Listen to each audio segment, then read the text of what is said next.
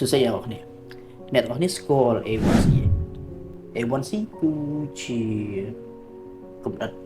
ជាតិស្ករកូលេកូសមួយដែលវាទៅតោងជាប់ជាមួយទៅនឹងគ្រាប់ឈាមហីម៉ូក្លូប៊ីននៅក្នុងគ្រាប់ឈាមក្រហមរបស់យើង A1C នេះគឺវាមាននីតិសំខាន់មែនទែនគឺជួយឲ្យយើងស្វែងរក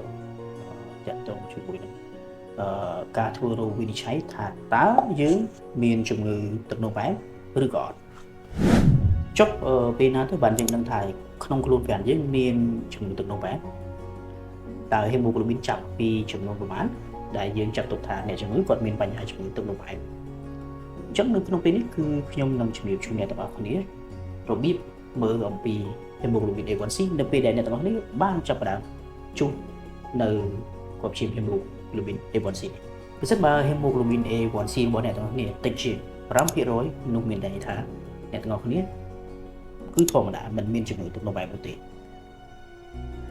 ប្រសិនបើ A1C របស់អ្នកទាំងអស់គ្នាកើនឡើងរហូតទៅដល់ចន្លោះពី 5.5% ទៅ 6.5%អ្នកជំងឺអ្នកទាំងអស់គ្នាគឺមានសញ្ញាមួយត្រៀមនឹងកើតជំងឺទឹកនោមផ្អែមចំណែកឯបើសិនបើអ្នកទាំងអស់គ្នាមាន hemoglobin A1C លើសពី 6.5% នោះអ្នកទាំងអស់គ្នានឹងមានជំងឺទឹកនោមផ្អែមតែម្ដងអញ្ចឹងទាំង3ចំណុចនេះគឺជារបៀបមើល hemoglobin A1C ថាតើអ្នកទាំងអស់គ្នាមានទឹកនោមផ្អែមឬក៏អត់បើយ៉ាងវិញទៀតថាតើ hemoglobin A1C របស់យើងជួសនៅពេលណាទើបល្អ hemoglobin A1C យើងជួសពេលណាក៏បានដែរគឺពេលព្រឹកក៏បាន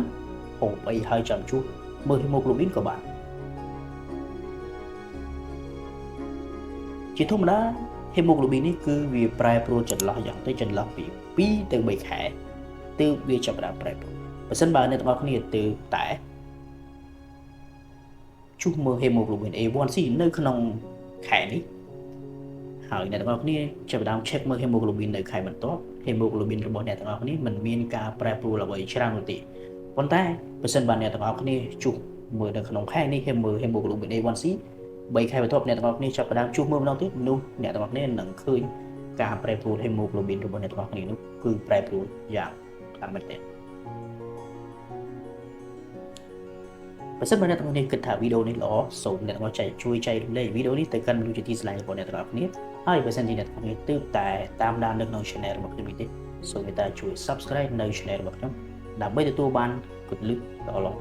អំពីសុខភាពនេះសូមអរគុណសូមជម្រាបលា